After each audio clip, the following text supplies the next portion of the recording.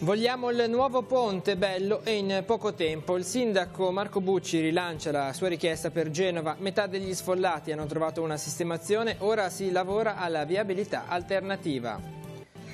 L'Expo del Rinnovamento ha aperto i battenti con uno sguardo attento ai giovani, premiati 3 portacolori della Fontana Buona nell'ambito sportivo, del volontariato e delle attività produttive. Rimborso degli oneri di depurazione in bolletta. Continuano le sentenze favorevoli agli utenti che hanno fatto causa per aver pagato un servizio, in alcuni comuni, non fornito dal gestore. Ad un anno dalla sua scomparsa, la Caritas diocesana ricorda Laura Labate. Domani, nella chiesa di San Giovanni Battista a Chiavari, celebrazione eucaristica in suo suffragio. Buongiorno ai telespettatori del TG13, torniamo a parlare di Genova. È iniziata con Società Autostrade l'analisi di una bozza preliminare del piano di demolizione del ponte Morandi che verrà ultimato nei prossimi 6 o 7 giorni, non appena saranno effettuati i sopralluoghi necessari a stabilire i dettagli del piano stesso. L'esito è questo, è stato il frutto dell'incontro in Regione Liguria alla presenza del governatore Toti e del sindaco Bucci. Toti sollecita una particolare attenzione alla stabilità del manufatto rimasto in piedi. Bucci ha sottolineato l'urgenza di liberare alcune aree indispensabili per la città. Al termine dell'incontro il sindaco di Genova e della città metropolitana si è recato a Calvari dove era in corso la cerimonia inaugurale di Expo. Vediamo il servizio. E poi vogliamo un nuovo ponte, il ponte più bello in poco tempo. 2 richieste semplici ed esplicite. Al termine della riunione in Regione Liguria con il governatore Toti e la società Autostrade, il sindaco di Genova Marco Bucci ha raggiunto gli stand di Expo a Calvari. I punti cruciali, superata l'emergenza, rimangono 2, sfollati e viabilità cittadina. Tra chi ha deciso di prendere il contributo e chi invece è andato in una nuova casa siamo più di 130 famiglie ora. In totale sono 251, quindi vedete un po'.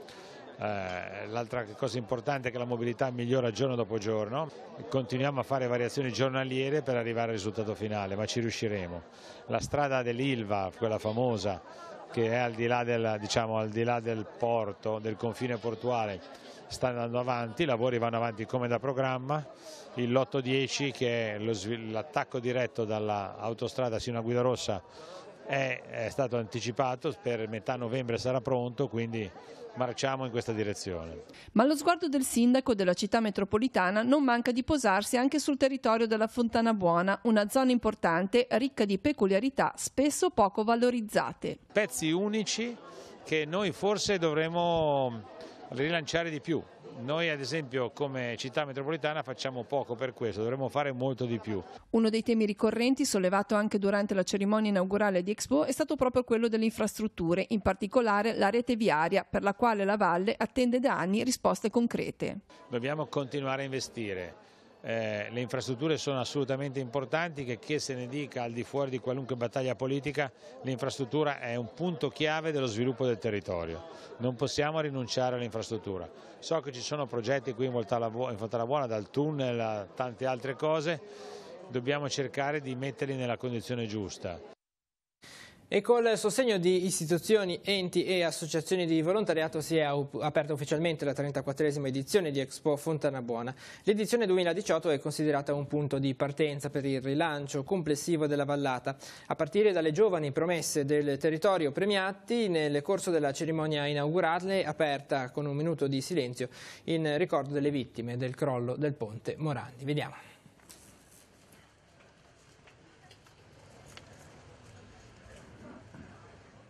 Un minuto di silenzio in memoria delle vittime del ponte Morandi, l'omaggio a Genova attraverso 2 vetture serigrafate con dipinte le tipiche abitazioni genovesi.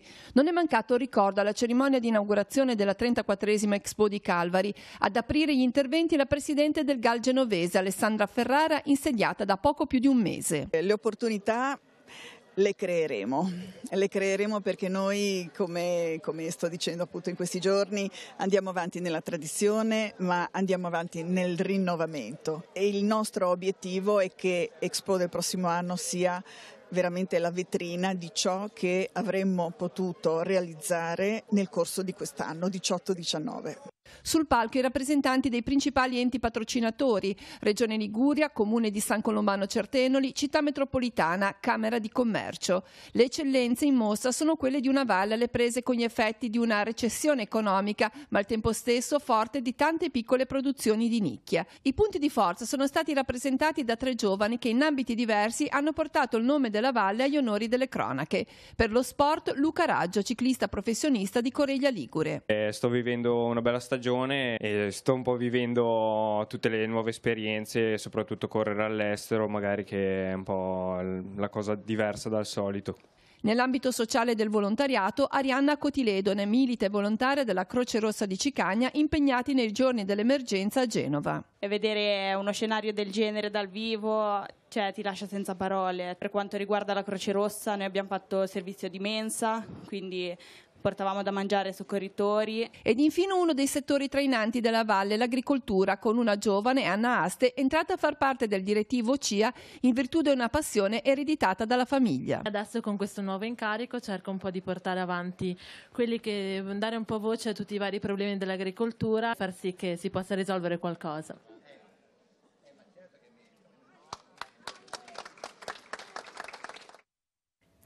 E nella giornata di oggi a Expo Fontana Buona è protagonista la nocciola misto Chiavari, al centro di un incontro alle 16:45 dove si parlerà dello sviluppo di una filiera agroalimentare sostenibile e le opportunità del territorio in collaborazione con la Camera di Commercio di Genova. Gli stand, come di consueto, apriranno alle 15, in serata alle 21:15 concerto di Gioacchino Costa e Armando Corsi.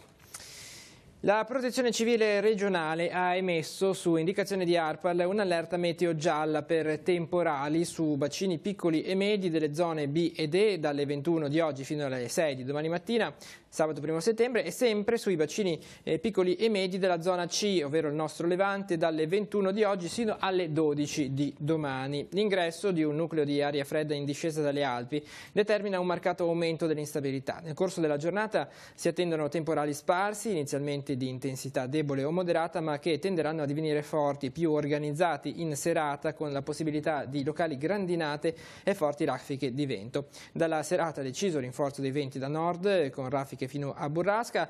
Per domani fino al mattino ancora alta probabilità di temporali forti, con maggiore persistenza dei fenomeni sul Levante. È atteso un miglioramento dalla giornata di domenica.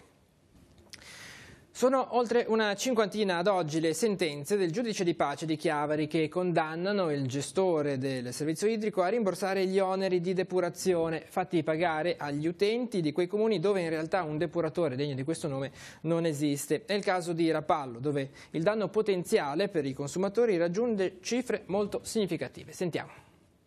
Dovessero azionarsi tutti gli utenti, siamo in una cifra che noi quantifichiamo in circa 50 milioni di euro. 50 milioni di euro. A tanto potenzialmente ammonterebbe il rimborso del gestore se tutti i cittadini di Rapallo presentassero il ricorso per aver pagato in bolletta un servizio, quello della depurazione delle acque, quando in realtà nella cittadina del Tigullio occidentale ad oggi non ci sono impianti di depurazione degni di questo nome. Situazione questa messa nero su bianco da una sentenza del 2017 dalla Corte di Appello di Genova. Però intanto sono 50 i soggetti che si sono visti riconoscere il diritto ai risarcimenti dal giudice di pace di Chiavari, che si è espresso a favore dell'azione legale promossa dall'associazione Consugens. I rimborsi sono già iniziati, normalmente dall'emissione della sentenza, dalla notifica, nell'arco di 2 o 3 mesi gli utenti si vedono rimborsare le somme. In ballo ad oggi ci sono ancora oltre 150 cause che devono essere discusse o iscritte al ruolo, mentre si attendono gli esiti di quelle che devono passare per il Tribunale Civile,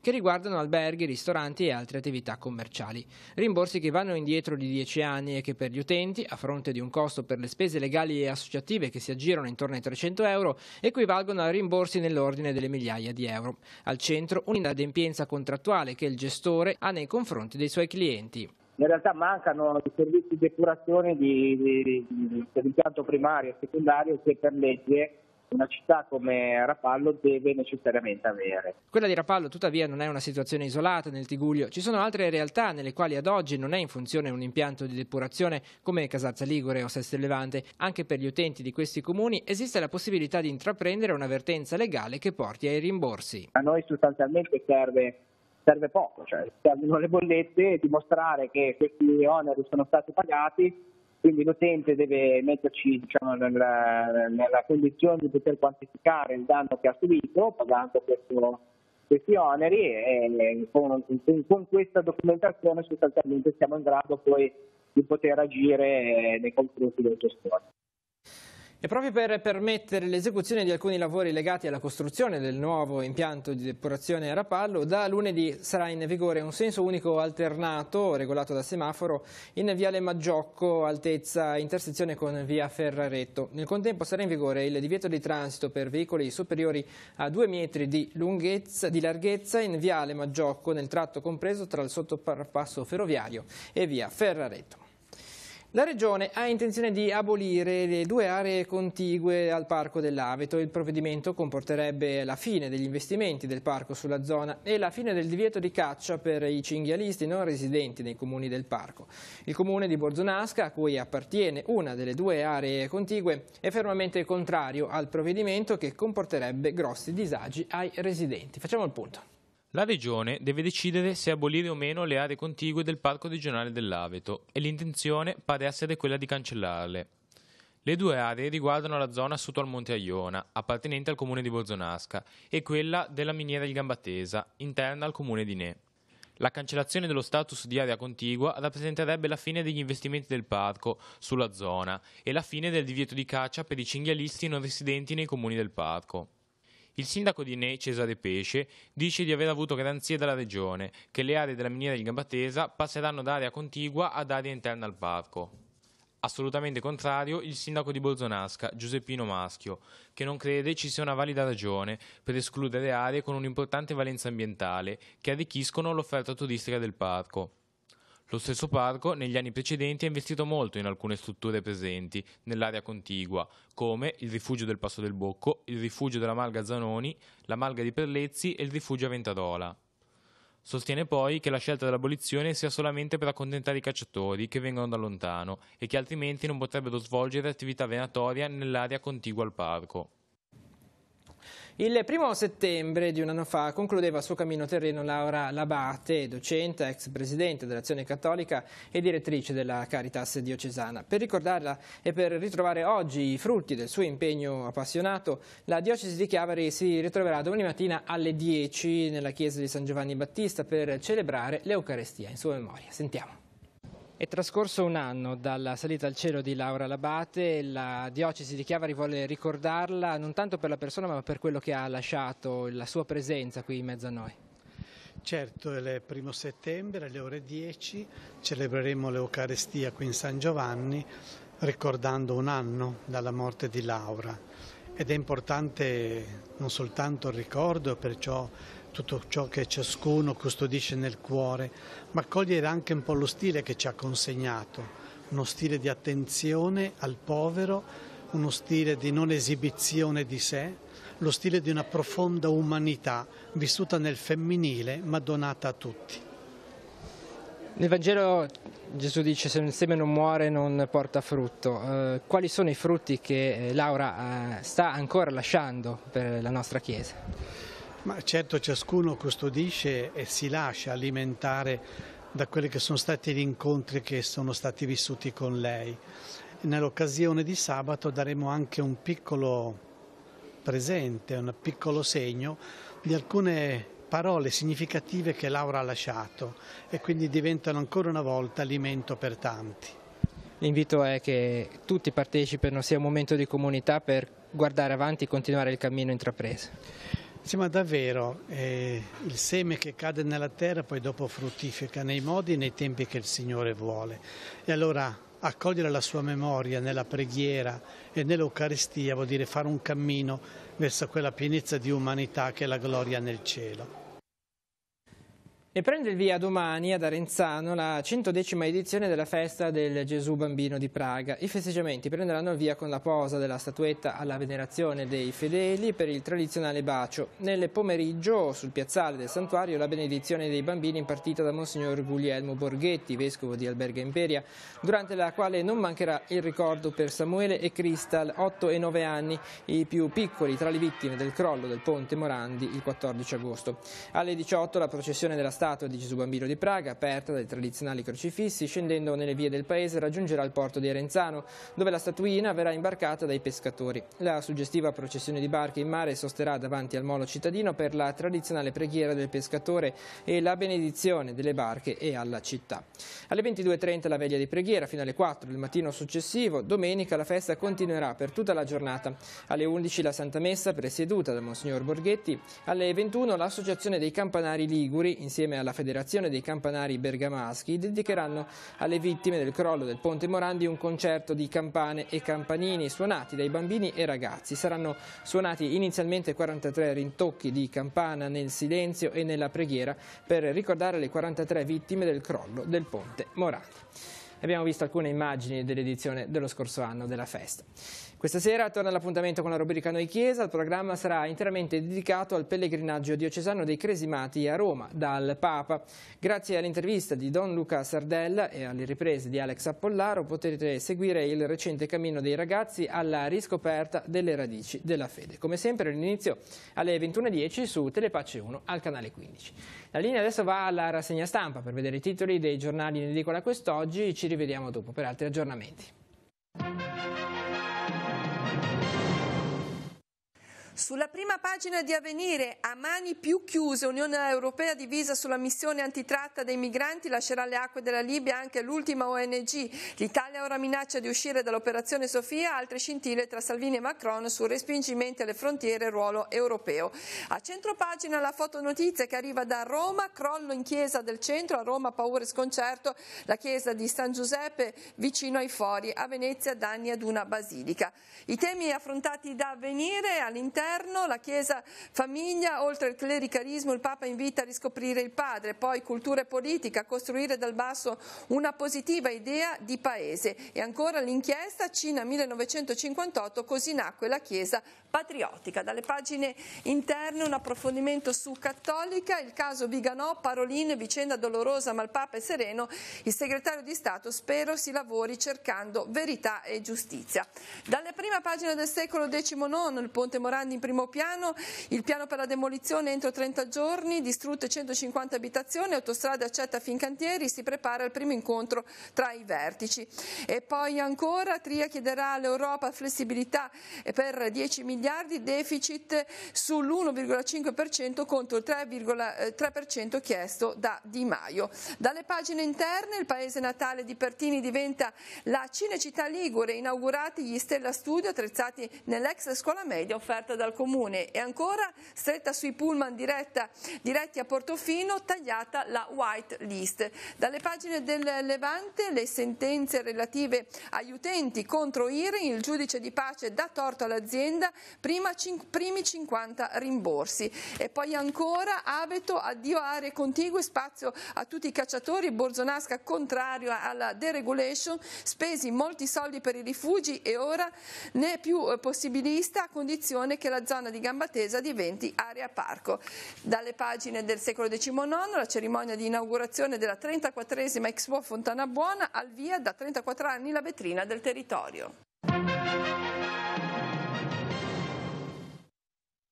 Per la cronaca, 2 stranieri di 23 e 21 anni, entrambi irregolari, sono stati denunciati dai carabinieri di Portofino e Rapallo per i reati di invasione di terreni e soggiorno irregolare sul territorio italiano. I due avevano allestito un bivacco all'interno di un'area di Via Bana a Rapallo, di proprietà di una società milanese. Un terzo soggetto, poi di 28enne di origini straniere, è stato deferito per soggiorno irregolare sul territorio italiano in quanto è risultato sprovvisto dei documenti di identificazione durante un controllo effettuato dai carabinieri a Rapallo.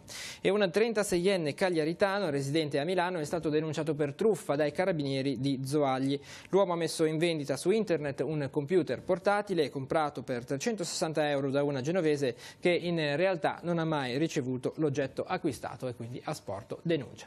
Andiamo in redazione per altri aggiornamenti con Giacomo Rizzi. Grazie Andrea, c'è un aggiornamento di cronaca della redazione che arriva dai carabinieri Rapallo che hanno arrestato un uomo per spaccio di sostanze stupefacenti. L'uomo, di 34 anni, già conosciuto alle forze dell'ordine, è stato arrestato in flagranza di reato, mentre cedeva una dose di hashish ad uno studente genovese. La successiva perquisizione personale e domiciliare ha permesso di rinvenire e sequestrare 103 grammi di sostanze stupefacenti, 125 euro racimolati attraverso l'attività illecita e le strumentazioni adibite all'attività di spaccio. L'uomo è stato poi trasferito nella casa circondariale di Genova Marassi. Dalla redazione è tutto. E concludiamo con una notizia di sport. Mercoledì si è concluso il torneo di calcio a 5 della Val di Vara, trofeo Ziona 2001, che si disputa nel campo polivalente di Ziona. È giunta la 13ª edizione. Il San Pietro Vara ha vinto la finale contro il centro estetico Diamante di Varese Ligure, imponendosi per 6-5. Terza piazza per il club team di Sestagodano. Al quarto posto il Porciorasco di Varese Ligure. Ermanno Montepagano del San Pietro Vara è stato premiato come miglior marcatore dell'edizione con i suoi 23 gol. E in foto vediamo tutti i partecipanti all'edizione del torneo che si è appena concluso. E si conclude anche questa edizione del TG13. L'informazione torna questa sera alle 19:15 con la prima edizione di TG Gli Oggi. Tutte le notizie le trovate sul nostro sito teleradiopace.com. Grazie per essere stati con noi e buon proseguimento di giornata.